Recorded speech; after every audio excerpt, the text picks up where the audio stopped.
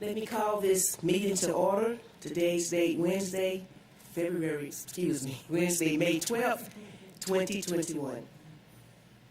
Welcome to our Academic Excellence Committee meeting. It is a great pleasure to be here on today, and I'm excited about this meeting. Today, this meeting is being live streamed for those who would have the convenience to view this meeting while we're in session. Again, I'd like to welcome everyone and thanks everyone for tuning in and for being here on today. May I please get a motion to approve the agenda? Any discussion from committee members? All in favor, raise your hand. Motion passes. Now, can I please get a motion to approve the minutes of our February 13th, 2020 meeting?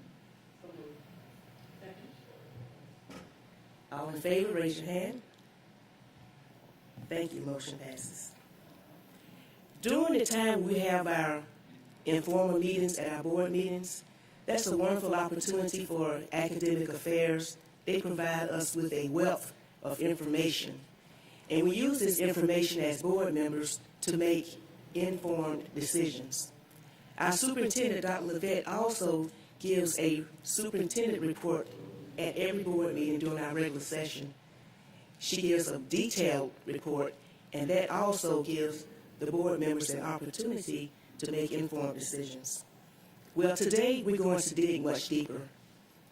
Today we have our instructional leaders, the leaders that are in the schools with boots on the ground. We have our trailblazing and intrepid principals here today to share with us what this year has been like during a pandemic, how they survived it, and a year review. We are excited to have them to come on today because during our board meetings we hear so much information, and we are excited about it because our Department of Academic Affairs are very good with providing us this information. But today we're going to hear from our principals because we would like to know what's going on in schools to hear it from their perspective. And that is the purpose of having this Academic Excellence Committee. It was established by our board member, Ms. Connie Hall, who has been the chairperson for the past 4 years. So before we get started, I'd like to introduce our board members, our committee members. Ms. Connie Hall, she is our board representative for District 3. And Ms. Irene Hines, who is our board representative for District 5. Ms. Kay Akins, who is the interim associate superintendent of elementary and K-8 schools, will introduce our presenters on today. Hello, everyone. Hello, everyone. Hello. All right. It might be raining outside, but come on. So we're very, very excited to turn the mic over to our instructional leaders in our buildings. They've worked so hard this year during a pandemic, and so they're going to talk to you a little bit about what that was like. So it gives me great pleasure to bring to the microphone Principal Selena Gillian from Brock Elementary School. Then we'll have my very own Rachel Hurst come to the microphone from Largo Tibet Elementary School. And also we have to have our high schools represented here, Islands High School, Derek Butler, and they will have their teachers with them also to provide additional information during the presentation. So we're very pleased. Ms. Gillian.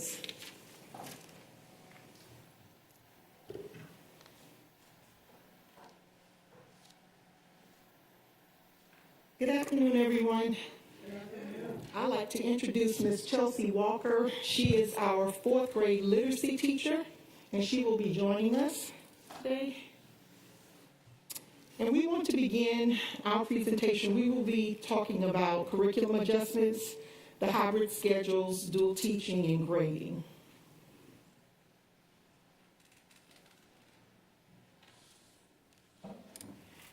We begin with this slide indicating the numbers for Brock Elementary with our hybrid virtual learning packet students and our total enrollment.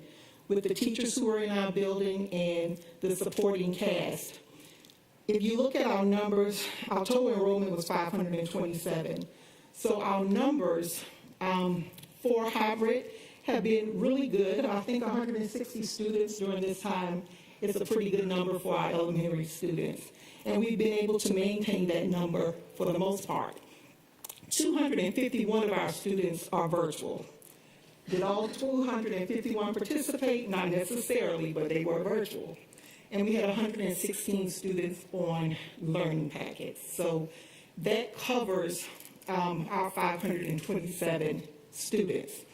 During this time, we have been focusing on social emotional learning, and the key points have been to make sure that our students have a weekly mini lesson with our student support services team, and they also, our staff receives a newsletter weekly from our counselor, which addresses self-care and self-compassion. The staff has been trained on Staff at Harmony modules, and every teacher has a toolkit. So this is work that will continue. We started last March in 2020, and we've continued from that point. So going to our key points for curriculum adjustments, two main areas that we wanted to define for our curriculum adjustments were modifications made in pacing and instructional implementation, as well as our pivots that we made in the schedule throughout the school year. The changes were specifically to address power standards as well as looping standards in order to close those learning gaps. We wanted to make sure that our students were mastering this standard. We also determined standards that would be focused on during our intercession block, because we know that at the end of last year, a lot of our students, there's learning loss. So we wanted to make sure we were able to focus on those standards in order to help them achieve to the next level. Now, challenges with those changes came with adjusting the curriculum.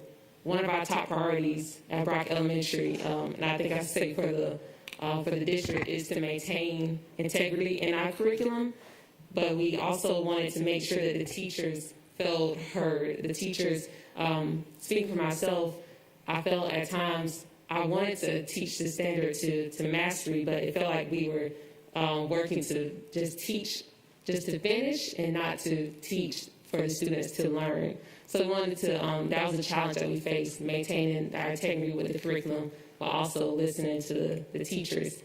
So adjustments that were made, we increased our small group time so that we could focus on those standards that the students, that they missed out on at the end of last year, as well as when we were looping those standards, we wanted to make sure we had time to meet with our students who were both hybrid and those who were just fully virtual. We wanted to give them our undivided attention. We used the common formative assessments, created an IRA and Think Central to guide our instruction as well. Now, key points for dual teaching. I would say that dual teaching came with both positives and negatives. Along with the positives, it provided an opportunity for teachers to enhance their teaching style, made our teaching more diverse. It helped us to accommodate for students, whether they were in the classroom or at home. And I know we're going to take that with us every year from here on out. Now, the negatives, though there were a few, challenges, though there were a few, they had the potential to be very destructive to our students' academic growth. Some of those challenges centered around technology, not just for the students, but for the teachers as well. We struggled to be effective in our use of technology, so we needed to get on the same page in order to face the challenge head on. Another challenge would be that with dual teaching, teachers felt as though they were not able to give the students their undivided attention, those who were virtual as well as those who were in person. So we needed to figure out how can we give them that undivided attention, how can we give them that small group time that's really focused on them as a person and their academic growth. So we decided to adjust our schedule to have more time to meet with those students. If I'm meeting with my virtual students, I'm giving them my undivided attention. I'm not jumping back and forth at my desk, then moving around the classroom. And we also want to provide that time for the in-person students as well. So both in-person and virtual got that time from us. In order for us to do that, we needed more time planning. I'm so grateful for Ms. Gillian. She gave us that time to be able to meet in the morning from 8 to 9, have that hour of planning time. We didn't want to go into these small group times not focused. We wanted to use that time wisely with our students. So we use our planning time in the morning and in the afternoon to prepare for that. We also had time to check up on the students as well as the staff during this time. What I love about my school is that we do focus on the social, emotional part of our mental health, our physical health, because that plays a huge part in how we're able to teach our babies. So we had a time for our students and staff, and those are some of the adjustments that we made. Thank you. Next, we ran the 3-2 hybrid model, and we ended up with only an A cohort due to our siblings participating, and we weren't able to find a balance to be able to have a B cohort with enough students to run. But the A cohort ran well with the 160 students that we had. Our challenges were centered around keeping parents focused on the schedule and reminding them for the 2-day week or the 3-day week, and also getting the students, they would come for the in-person learning, but would not always participate on the virtual days, so we had to make adjustments there. That was about making sure parents received communication about the hybrid expectations and for us to stick to the plan that we had established in order to be able to move forward. And during that hybrid model, grading was also a big part of what we did. And it was important that we use compassion over compliance. We heard that a lot this year. And I found it to be true with grading, because there were just some weeks children just wouldn't do anything, and other weeks they would. So if we left the window open for assignments to be completed in the learning management system, then we were able to have some productivity and more student engagement. Our students on learning packets, although we made weekly phone calls, we did not always get the work back. And that is a concern because we know that they are going to have huge gaps as we move forward. And the silver lining in all of this, it built resilience in our staff and our students. If nothing else, I think we're all more resilient for that. The fear of integrating technology is dispelled, is gone, because we had to do what we had to do. And the staff and students' technology skills were enhanced. I have a 43-year veteran teacher in my building who was terrified of technology, who is now doing virtual and dual teaching. And I am so impressed. I talk about her all the time. And our takeaways, transparency. Whatever I knew, my staff knew.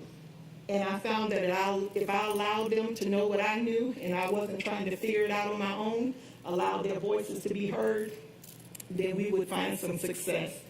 Implementing and monitoring job-embedded professional development was critical. They needed every opportunity they could to learn as much as they could to be effective in the classroom. And this particular bullet, co-teaching, many of our teams decided to work together online. In that situation, Ms. Walker shared with me that it provided them more opportunities to observe other teaching styles. So they were able to learn from one another. And it has made this process, although challenging, very productive. Would you agree? I do. Thank you all very much. Are there any questions? Committee members? That's all. Thank you so much.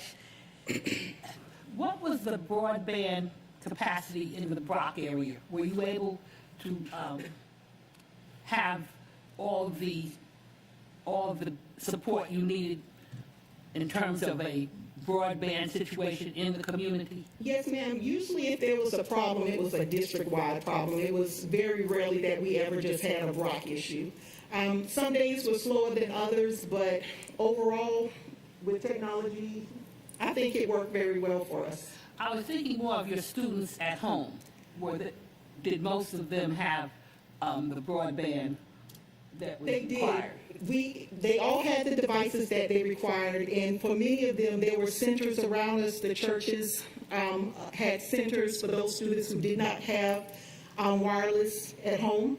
So they were able to participate, and we communicated with the leaders of the various centers in Yamacraw and a couple of the churches that served our students. And when the hotspots were made available, we delivered those to those families that didn't have them. So I think everything they needed, we were able to provide. Okay. My other question is, I've been learning, not just for myself, but my family and lots of people I know, all the positive things that have happened because of the pandemic. And that's a different way of looking at things. Yes. But I have really learned some things that have changed how I will behave going forward that I never would have come across. Yes.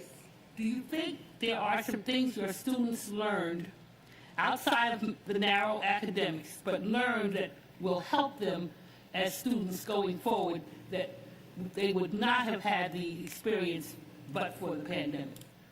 I would say for our students who participated, their level of confidence has been increased. They feel more comfortable and safe in the environment. It took a little while for them to get there when we initially started in the virtual area, but then they came to school. Those who participated in hybrid, they communicated more, they participated more, and I think that's just about the work that the teachers did to change the trajectory for all of them so that they can function both at home and feel like, yes, I can ask these questions in front of my peers just as I would do if I was in the building. And for the most part, I think that was the best thing that happened for them, just growing in the learning community itself. Thank you. Thank you, Tanya. Ms. Hines? Well, first, I would like to say thank you so very much for your report today. It was very enlightening and inspiring. And I would also like to say you are survivors. Yes, we are. Because I know had I been still in the classroom, it would have been very, very difficult for me and some of the things that teachers are going through now. So I think as a result of this pandemic, it hasn't been a good thing, but I think we all have a new view concerning education, Yes. how important it is, and how important it is for parents to take a role in it, even though some of them had other responsibilities. So I just thank you for all that you've done for all Thank you. children. Thank you. I've had great support throughout this time. I sit here and I reminisce in the fall of 1983. My first year of teaching, I'm sitting here thinking, if this pandemic had been during that time, what in the world how would we have educated our students without technology? So although we are regretful that it happened, it's awesome that it didn't happen back then. Because I feel that with today's technology in the 21st century, we are prepared. I like to commend Ms. Gillian. You are truly an instructional leader. I thank you. You lead by example. Your teacher who stands next to you today, she is phenomenal. And there's 4 words that you said that it really stood out in my mind, and that was work that will continue. Because I know that on the first day of school, when those doors open, and after the bell rings and the teacher greets her students and walk into that classroom, they're going to teach. They're going to meet those students where they are, not where they think they should be. Because I know that the work will continue. Thank you for a job well done. Thank you. Let's ask Ms. Gillens what's on her wish list. You had a wish list, Ms. Gillens. What would be on it? A wish list. Maybe 2 things. Let's see, what would be reasonable? You know what? I tell you what, Ms. Hall, I don't know that I have a wish list because everything that we've needed thus far, we've been able to get. I think more than anything is if every one of my parents will send every one of my babies back to me, we can do what we need to do with them. If I had to have a wish, that would be my wish. Very good. Thank you.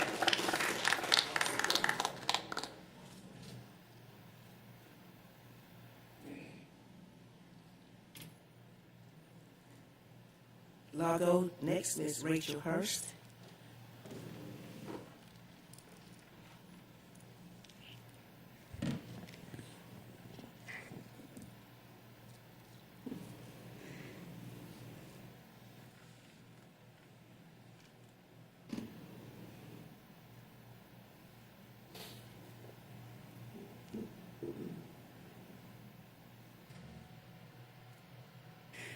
Good afternoon. My name is Rachel Hurst. I'm the principal of Largo Tibet Elementary School.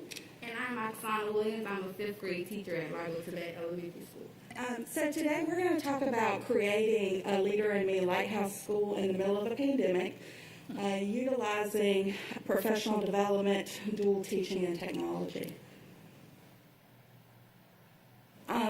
We have 220 students who are hybrid, 309 who are virtual, 16 students on a packet. We're also checking in. We have a process in which we check in with those students regularly. 37 teachers are in our building, and our SEL program is Castle Endorsed Leader in Me. So just a little bit of background on Leader in Me. Leader in Me is a program that is centered around three major tenets. That's academics, culture, and leadership. In order to be a Leader in Me Lighthouse School, you have to be able to become a fully functioning leadership academy. There are 5,000 Leader in Me schools in the nation and only 500 Lighthouse. And we are one of those 500 Lighthouse schools.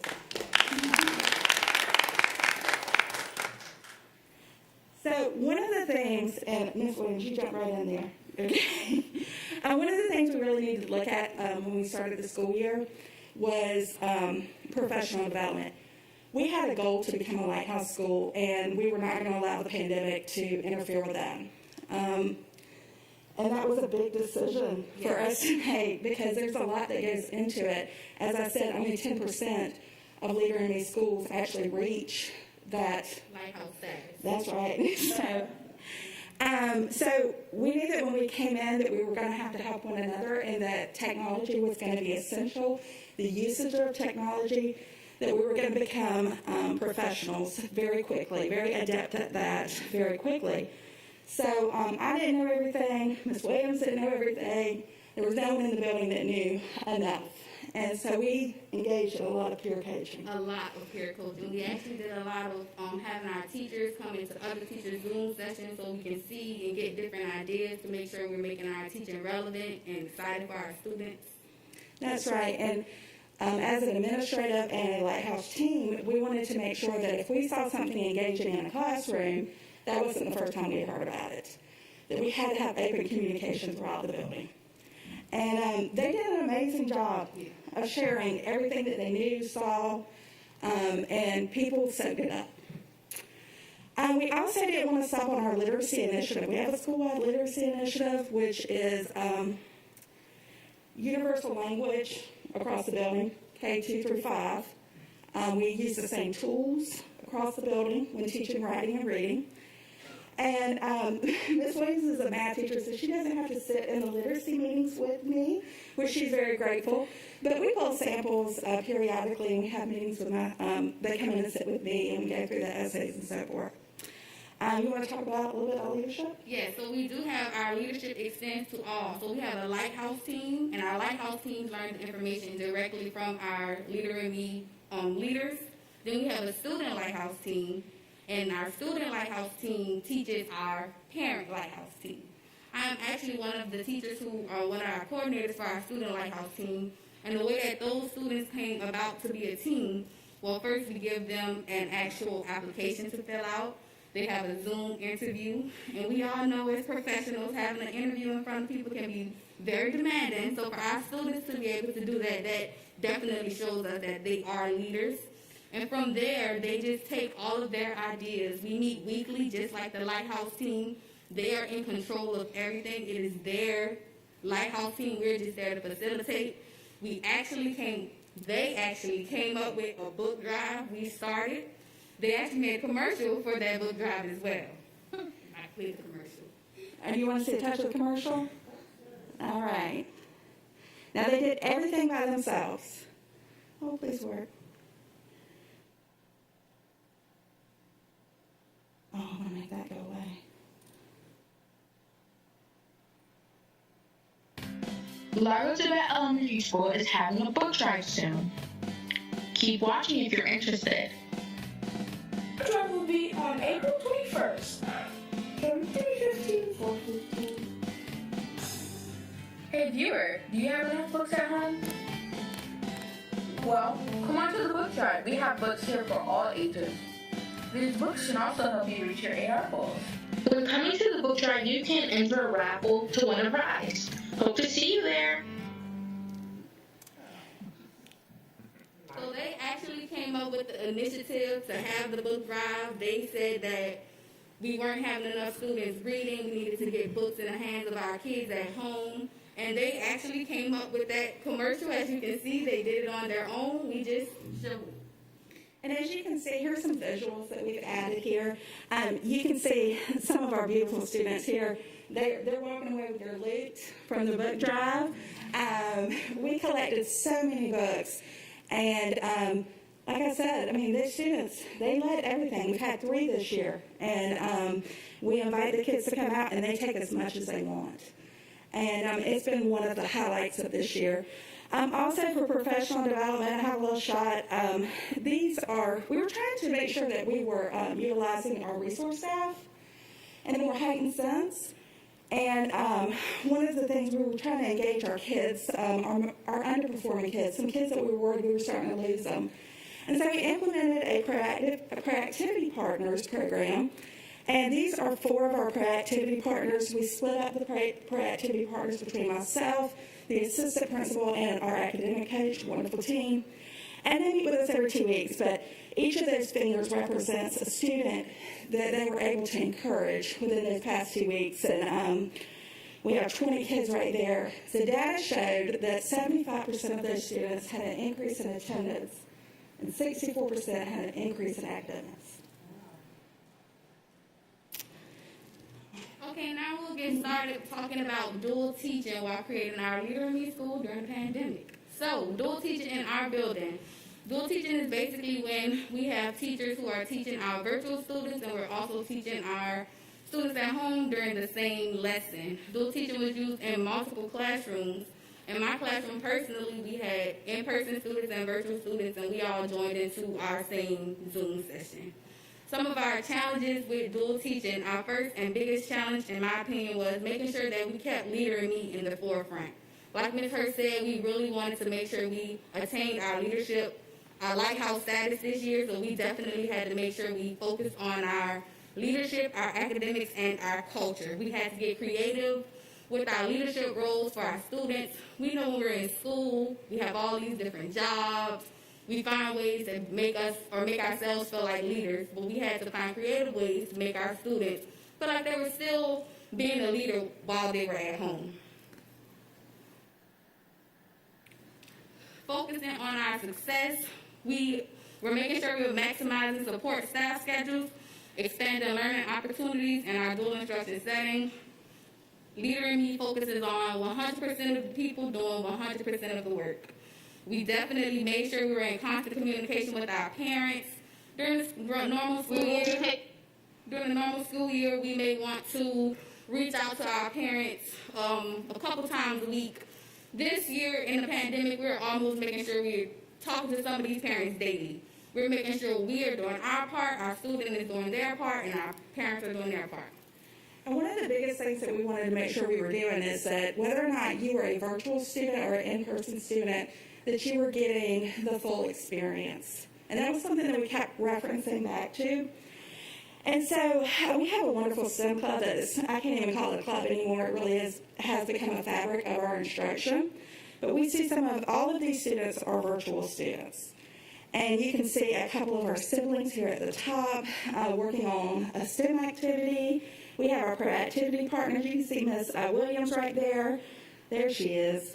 Look at that sweet face right there. She was engaged in our Labor Day art project. And then just making sure that we were recognizing them for their achievements. So that actually, the goal getters, that's a picture we took in the hallway a couple months ago. But in a minute, I'll show you our virtual school, and you'll see that we use the same data walls that we do in our virtual school that we do in our in-person school. And here's a dual classroom. Yeah, here we have two pictures of two of our first grade teachers doing dual teaching. Like I said, it looks different than a first grade classroom than a fifth grade classroom. In this first picture, we can see our teacher, Miss Harper. Well, during this time, this is now independent time. So we see Miss Harper walking around helping our in-person students, focusing on the kids that actually came back into the building. And then when she gets back to her seat, she will have time to focus on those students who are on the computer. And you can see Ms. Van Schorpensil, I actually took that picture. I'm going to take photo credit for it. But if you'll look right here on the screen, the student has their schedule. So this in-person child is seeing the same thing that the virtual student is seeing at home. And they have their daily schedule, and embedded within the schedule are all of their assignments for the day. So you can see that this child is looking at Ms. Van Schorpensil in the corner, but he can also look right up and see her. And whenever they shift into that independent work, just like you see with Ms. Harper, they will circulate. So we definitely knew, again, universal and immediate use of technology was essential to our success. We had to change the way we were doing things. We couldn't teach school how we learned school. That's right. And so when we were pursuing Lighthouse status, one of the components is that the Leader in Me Corporation, they send out coaches to the buildings, and they do a walkthrough. And we kept going back to, we can't show them our building. We can't show them what our kids are doing within the classroom. And our academic coach actually said in a meeting, what if we could just make a whole virtual school? And I thought, oh my gosh, that's so much more for us to do. But we had to keep thinking. Don't say no, be creative. And our art teacher, Ms. Brown, who is amazing, she said, I think I can do it. And so we created all the components, but this is our end result. And you can find this on the Largo Tibet website. So I'm just going to do a quick, you could go in my office. You guys can visit me later if you would like. So we'll go to first grade. So there's our data wall. So just that data wall is also in our physical building. And when you go into Ms. Van Schorpensil's class, every classroom looks different, just like every classroom in our building looks different. It's the personality of that teacher. So we go in here, all of the instructional resources that we have, which let me thank you to the district. You guys have provided us with so much. You really have. But we go in here, and we see that our kiddos, they still have their leadership roles. They have their goal notebooks. We call them their leadership notebooks. And they have all their goals set forth and all the information about them. And then we have their first grade wildly important goal. But everything they have in here is what they would have in the school.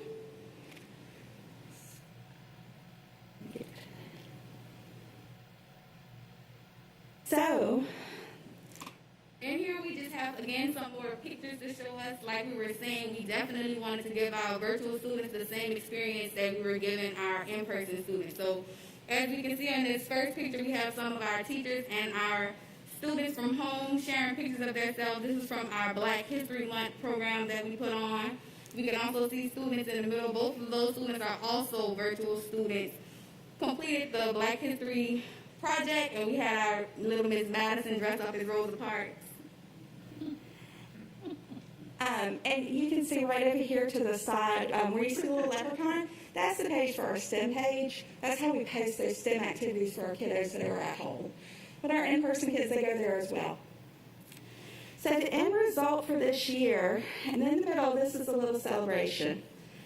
Every class, we did a little dance party that we zoomed in for them.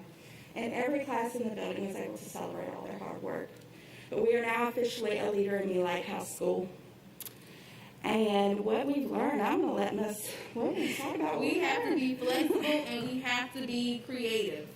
Working as a team was essential to our success, and no is not an option. We have to find a solution. If someone proposes an idea, we don't say, oh, that's crazy, we can't do it. We make it work.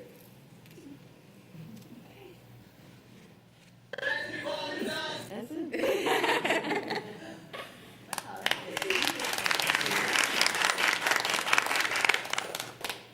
questions, committee members?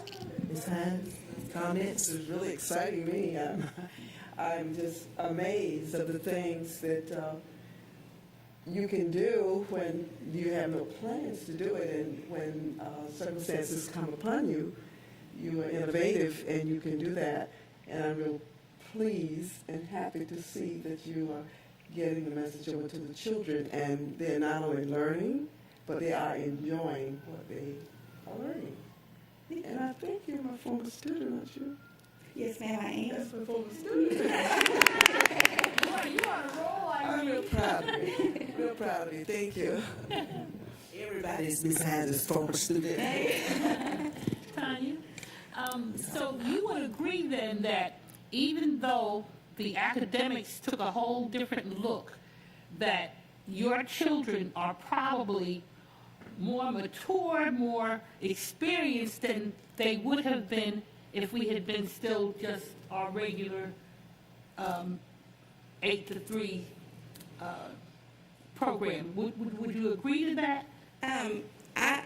I believe that this experience, as challenging as it has been, it has also been an opportunity to teach our students to have a viewpoint of a community perspective, to think about everybody around them. And we are tasked with the job to make sure they're still learning. And so we had to be innovative, and I know that we say all the time there are things that we learned this year that we will continue forever. And I probably would not have ever thought to do these things. I don't know, Ms. Williams, what about you? We probably would not have thought to do a lot of the things that we came up with this year if it had not been for making sure that we were trying to teach everybody, no matter the situation, because we were trying to make sure that people were safe. Yeah.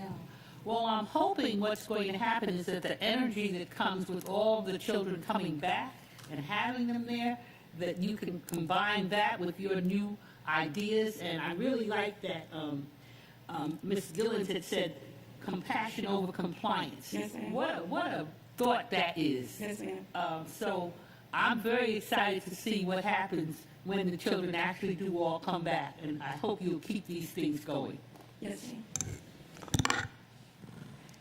And you know me, I love songs. I won't sing, but I just say, let the light from the lighthouse shine on me. Phenomenal job. I'm listening to key words, and between you and Ms. Gillian, I heard adjust, pivot, change, flexible, creative. So, Mr. Butler, you need to come up with some words now, because so far we have five of these 5 words. It's just amazing. You know, we often hear 5 days. We want our students to receive learning, to be engaged, to learn, to have school 5 days a week.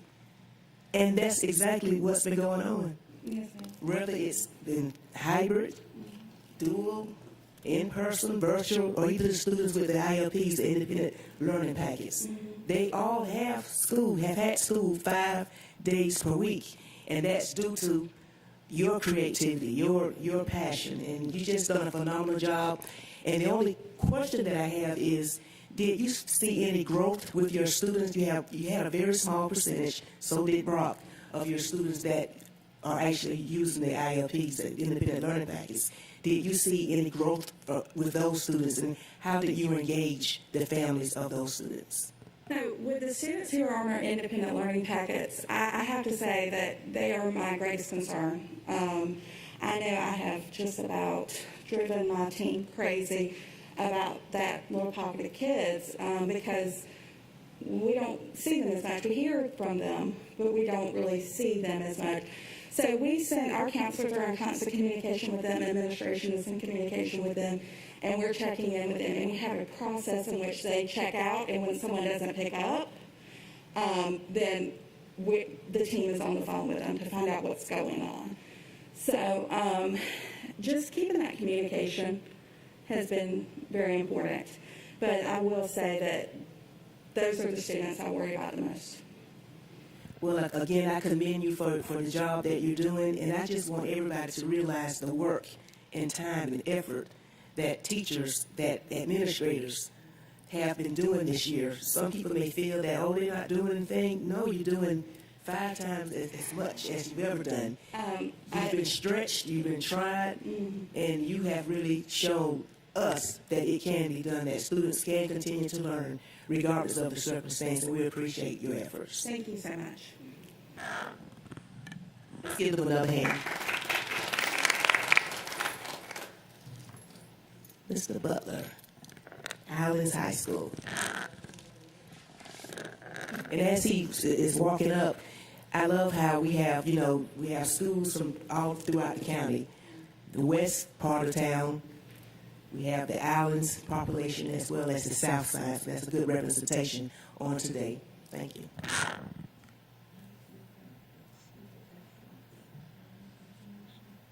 Well, good afternoon, everyone, and thank you all for the opportunity to share a high school experience and perspective.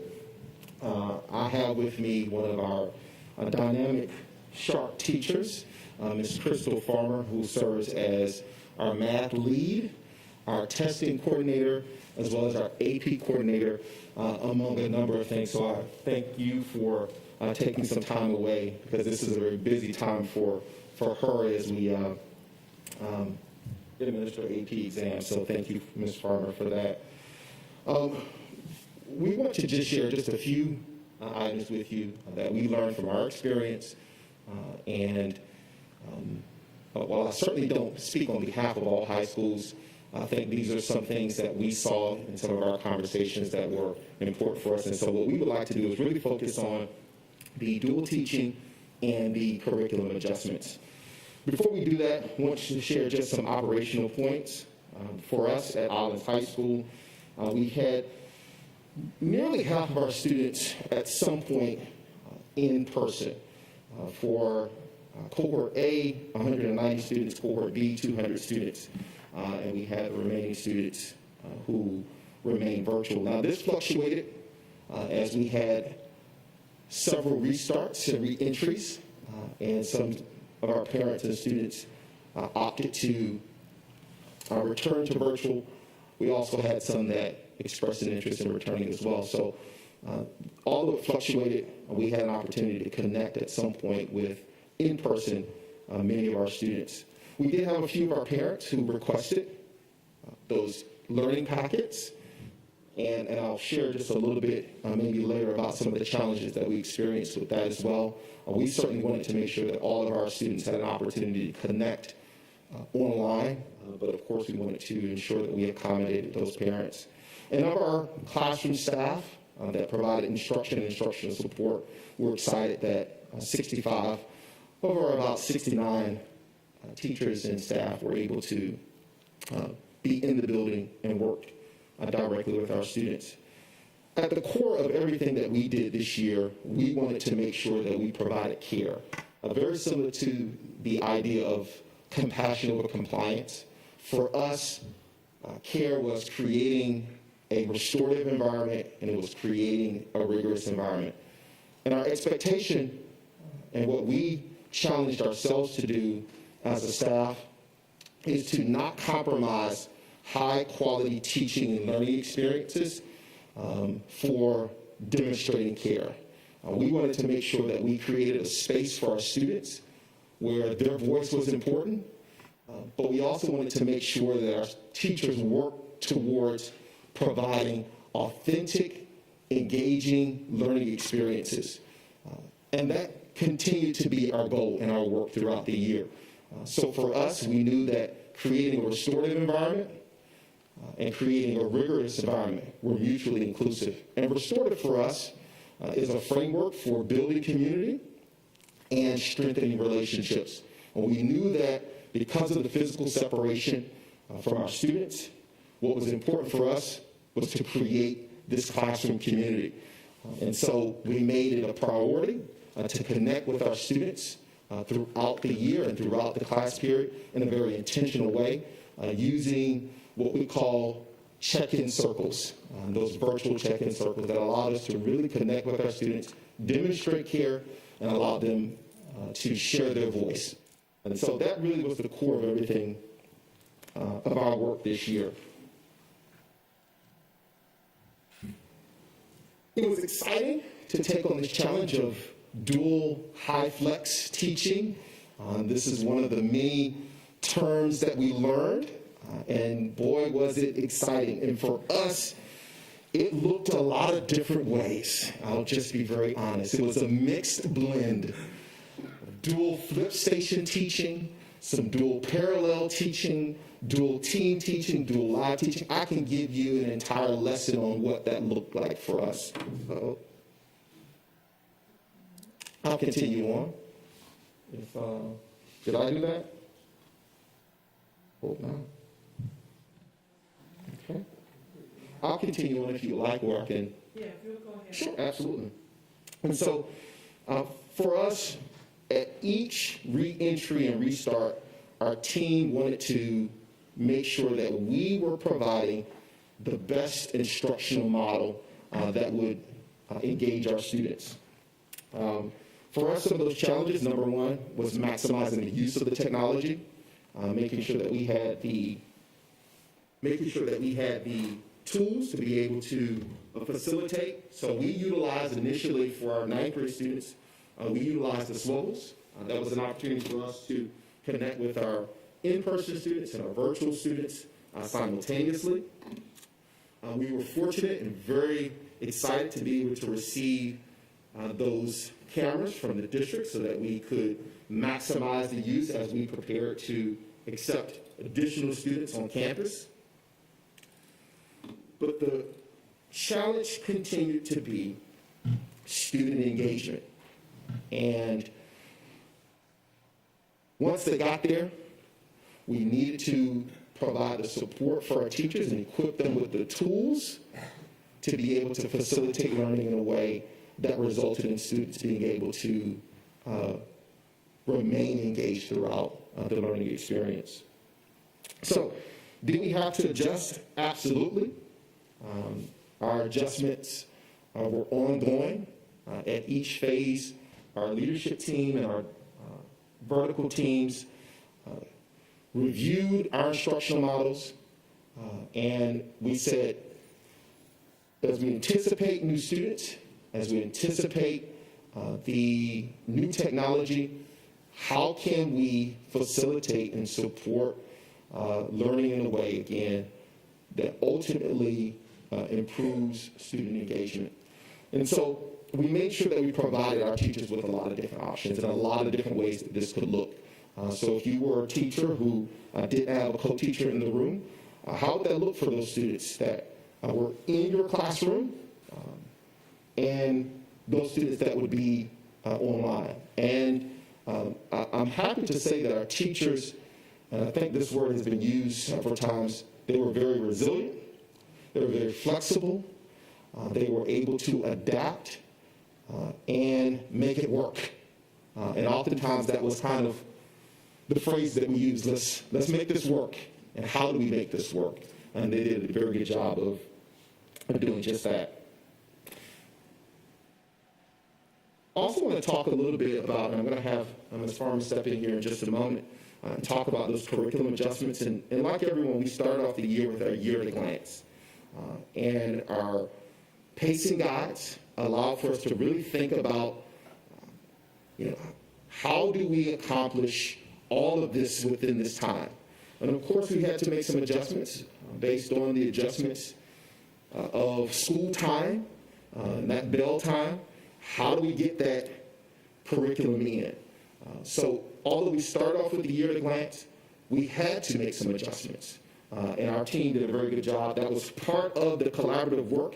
Every single week, we maximized the use of Wednesdays earlier on. And I'm going to stop talking so Ms. Farmer can get in here. Thank you. So I wanted to talk just a little bit about our pacing and a year at a glance. Every teacher, we start out with that year at a glance. You need to have the goal of where are we trying to get to. And then you work backwards, okay? That's the best way to pace a year. And we have great teachers, wonderful collaborative groups that we feed off each other. Sometimes we feed off each other just in the hallway, okay? So we're collaborating 24/7 sometimes. I get texts at 10 o'clock at night. I just had an idea, why don't we try this? So we've got this wonderful group of teachers that really stepped up. They were out of their comfort zone. We finally put education in the forefront, catching up with technology. We have been behind every other industry for decades. And we are finally up there with everybody else. We've got one-to-one, which I thought we would never get in our school system. I'm so excited about that. Our teachers are excited, and they're just as scared as the students. And something that came to light is that our students are not as technologically adept as we assume that they are. Now, they can load down a video game or a song or a movie, no problem. But when you ask them to find something in its learning, they struggled as much as we did learning it, okay? So it was great to learn and grow with our students. And feedback goes both ways. We were giving them feedback, but they were giving us feedback. And we were constantly collaboratively meeting and planning, using that feedback and sharing that feedback with each other. And that was instrumental to get the whole community involved, parents, leaders outside of our building that could reach more people even, give us those insights. So moving forward with Algebra 1 specifically, in past years, the first couple of units in Algebra 1 would be just strictly review. It'd be something we could get through quickly. That didn't happen this year because last year they did not have that 8th grade fundamental foundation. And those dimensional analysis gaps and linear gaps that we don't typically deal with as prevalently were there in force. I mean, weaknesses that we see year to year were amplified, and that slowed us down. So then when we want to get to the meat of quadratics in Algebra 1, we didn't have the time that we normally have to invest in that. So it's going to be a snowball effect. We're going to be feeling this for years as we try to adjust. And I know that they're working on curriculum changes, and we just want to continue to have a voice in that as our students. Same thing in all the other courses. I will say with AP, College Board started a program just a couple of years ago with AP Classroom. So there are online resources, but that has been a continuing developing process over the last couple of years.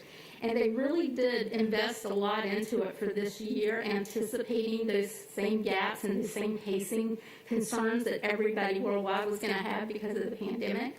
So now it's getting our teachers fully trained on how to maximize those resources in their classroom because it's new to them too. AP is evolving just like every other curriculum is. So we need that professional development to continue even for them. Especially if we want our AP programs to continue. And I do want to say that we've been testing AP now for a couple of weeks, and we've had the best turnout, which tells me our kids felt prepared enough. So they wanted to come take this test. And trust me, I had a few that were like, I can't do this. And it's like, look, we are educating the whole student, emotional, academic, physical. So if you're not emotionally prepared for this, we don't want to stress you out. So it was nice to be able to, put them at ease. And we even had a few that after me and their teacher talked to them and talked about what they needed to be prepared, they still came. And they were calm and they were ready and prepared. So I really feel like our teachers have really stepped up under just phenomenal circumstances this year and done a wonderful job for us. Adjustments.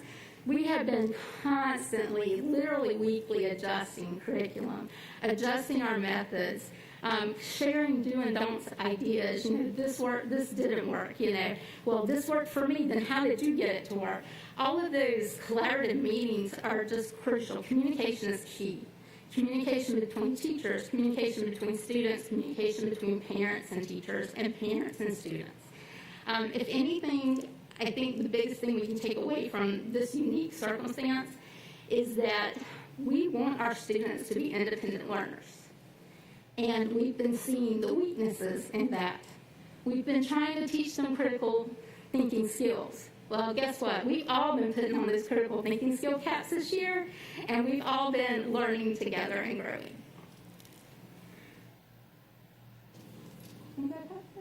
Absolutely.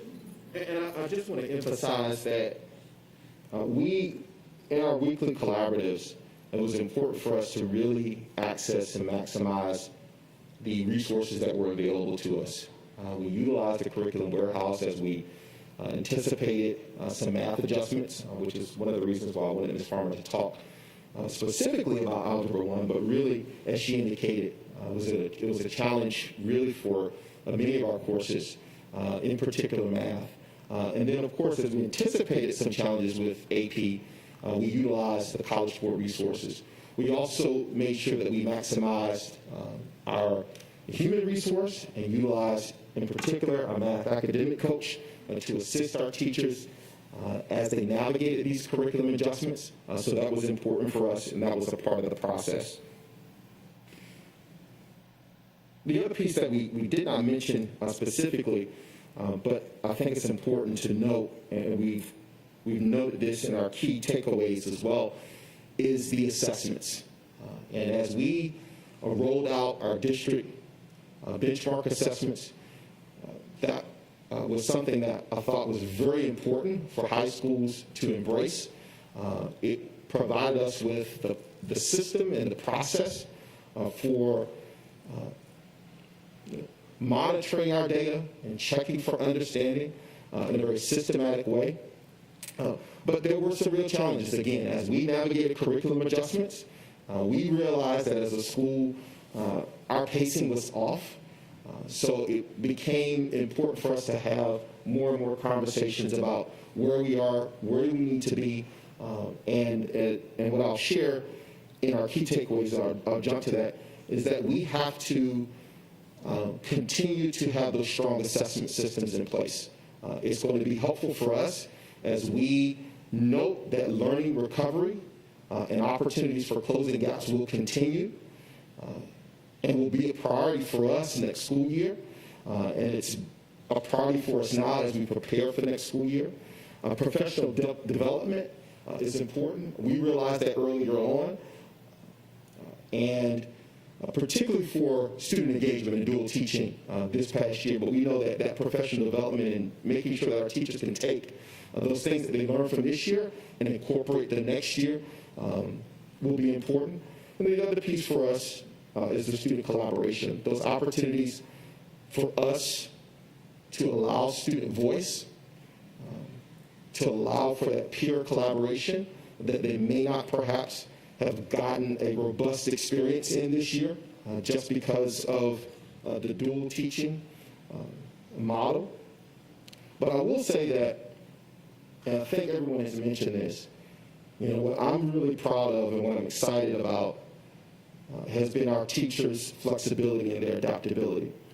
They have been committed the entire year to collaborating with each other and making it happen, figuring out a way to engage our students, being creative in their approach to their planning and their instruction. We've been fortunate, I think, this was mentioned as well, the district resources that were available. It was extremely helpful in allowing us to focus on what was really important, which were our students, and not having to worry about those tools that we needed to support. And I'm excited that we'll be able to take some of those tools and those strategies that we learned from this year and incorporate them next year as we continue to support our students. So that has been our experience in Islands, just a glimpse into that, in particular dual teaching and curriculum adjustments. And we're excited to continue the work of supporting our students and demonstrating care as we know that will be important for student success outcomes. So thank you so much, and I will open the floor to questions. Comments, board members, Ms. Hall? Mr. Butler, I'd like you and Ms. Farmer to think about acceleration for a minute in terms of getting our students where you feel they need to be. That good old pacing guide might say a lesson should take 3 weeks to cover. Is there any way to change your scheduling or in some way, instead of it taking 3 weeks, maybe it would just take 2 weeks? Or the way that your students are, you see on TV all the time, these college kids where they have study teams, where like 4 of them work together all the time on their classwork, and they seem to teach each other and accelerate themselves. Is there any thought about that acceleration piece and not going back to our regular pacing guide says a month, will take a month kind of thing? Well, I would say that, first of all, I think the pacing guide is extremely helpful. In fact, it's essential for us as it guides our conversations. Certainly, it's not designed to be restrictive, but it serves as a guide for those conversations. I think in some cases this year, we made some adjustments and accelerated. We've made some changes, particularly in Algebra 1, with moving some units.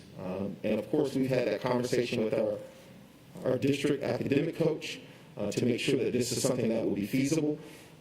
But I think that, again, that is all part of the conversations, and certainly the acceleration of the learning is something that is very much feasible. But I do think that the pacing guide really serves as an important and essential tool for our conversation. Did you want to add to that, Sarah? I did. Pacing guides are just that. They're a guide.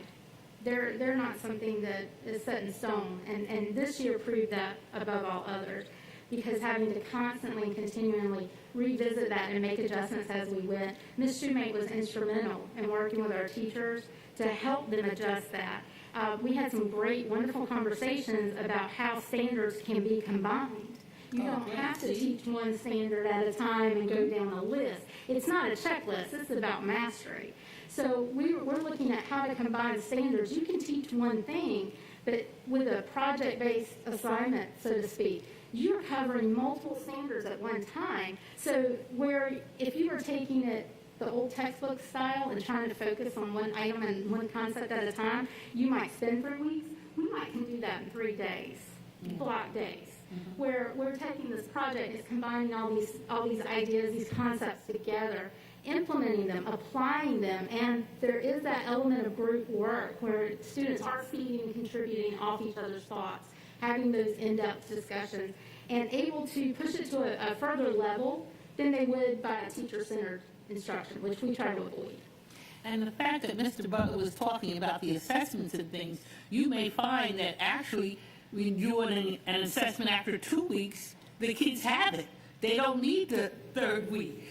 One of the things that I always had a problem with teachers was they get on a subject they love, and they wouldn't go by the pacing guide. It would take 3 weeks, and they would still be on it, the 5th Call week. it staying in Vegas, But that's the kind of thing I'm thinking we may be able to, catch up quicker than we thought. And that's precisely what I was going to share, Ms. Hall, which is, and I'll go back to the lesson learned, and that is making sure that we are fully engaged in utilizing the assessment system that we have in place, because that really will serve as that data that we need to really inform our instruction and the pace in which we deliver that instruction. Thank you, son. Ms. Hunt? Well, I would like to just thank both of you and your staff for all that you've done for all students all year, and I know it hasn't been easy. But my question I have to you, Mr. Butler, it's always great seeing you, is that in the area that students may not have, what area possibly the children did not perform as well as you would have liked them if they were face-to-face most of the time, in a regular class setting? So I will say that math has been a particular challenge, Yes. and this has been what students have shared, but also the challenges our teachers have experienced in really navigating teaching math in that virtual setting, in the dual teaching setting. I will say that we've got some dynamic math teachers that are very much tech savvy, and that has a number of tools in their toolbox to be able to facilitate. But I think that just our students' adjustment to learning the math in that setting has been a particular challenge. And so we know that, and that will continue to be a priority for us in being very intentional about how we address those deficits. Thank you for your service, sir. Okay, dual high flex teaching. That sounds complex all in itself. You did a great job. You know, I sit here and I reminisce with our principals from Lago and Brock, and they are preparing those students to reach the level where you are. And one word that you all used was adjustments. That was the key word. That's the common denominator. But I did jot down some creative words that you did. You said connect, accommodate, create, demonstrate, maximize, adapt, and most of all, make it work. Not try or we'll see about it. It's make it work. And you did just that. The only question I have is your graduation rate. Do you think there would be a difference in your graduation rate this year due to the pandemic? So what I will say is that we're continuing to work to ensure that all of our students have an opportunity to walk across that stage. If I'm not mistaken, Islands High School, we had a 90% plus, not 90%, 90% plus graduation rate. And I will say that a few of our students really had some challenges adjusting this year, our seniors in particular. So I'm not really comfortable in saying what our graduation rate might be at this particular time, but I'm excited to say that we will have a number of our students that will be graduating next week, and we're excited about that. But I think our numbers, you'll be very much pleased with that graduation rate. I'll put it that way. Thank you. Let's give them a hand. Great job. At this time, I welcome our Superintendent, Dr. Levette, with closing remarks. Well, each month I have the opportunity to represent the folks that you see today. And each month that I sit in this seat, I try to convey the dedication, the resilience, the commitment, and their passion for serving children, even during the most difficult times. They have been there. They have made the adjustments. They have implored us to recognize that it is not always about the score. It is about helping children and families during a very difficult time, even when we each ourselves have witnessed things that we never want to talk about again in our own families and with our own staff and families. When I started the school year, I said, progress, not perfection. I said, unpack your patience and practice compassion. Despite what everybody else said, these people got it. And the rest of the group understood that it was important for us to pay attention to the needs of our staff and the needs of our students and families. So what you heard today was our intention to try to keep the car in the middle of the road when everything else seemed to be falling down around us. We tried to provide stability. What you experienced is a sample of the great work going on. So if there were times when I seemed especially sensitive to people who were critical, it's because I knew what was happening. And I appreciate your appreciation for our messages to just continue to support them. Because I knew that even though everything wasn't working the way we wanted it to be, we talked about the paper packets, we talked about the challenges with keeping the kids motivated, with keeping the staff motivated. But in the end, what we knew was we had people in our buildings, on our phones, in front of our screens, who are really dedicated to our children. And that's what it's all about. So I applaud them, but I'm more happy that you got a chance to hear from them directly. So thank you for giving us an opportunity to tell our story. We don't get to tell our story a lot, but it's important when we do. So when we are in places where we hear from parents who say, I think you all did an excellent job this year, because they finally can see what it's like to try to manage that whole teaching and learning process with just a couple of kids, or maybe 3 or 4 kids in the house. And they understand what it's like now when we have 20, 30 kids in the classroom. So thank you for the opportunity to hear from my colleagues, whom I love dearly, because they love children and because they care for them.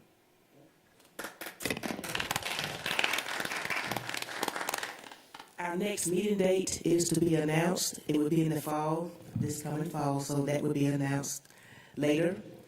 I would like to close by saying on last week, we celebrated Teacher Appreciation Week. But after this pandemic, I'm quite sure that many of our parents and constituents are very appreciative of our teachers, and I like to say educators, because we have coaches, we have daycare providers, we have counselors and principals and administrators. So I just would like to ask everyone that's listening right now to consider thanking a teacher not only during the first week of May, but every day of the year. We need to always thank a teacher. Now, I like to make a motion not make a motion, but I like to ask if someone would please make a motion to adjourn the meeting. So moved. I always want to do this. Meeting adjourned.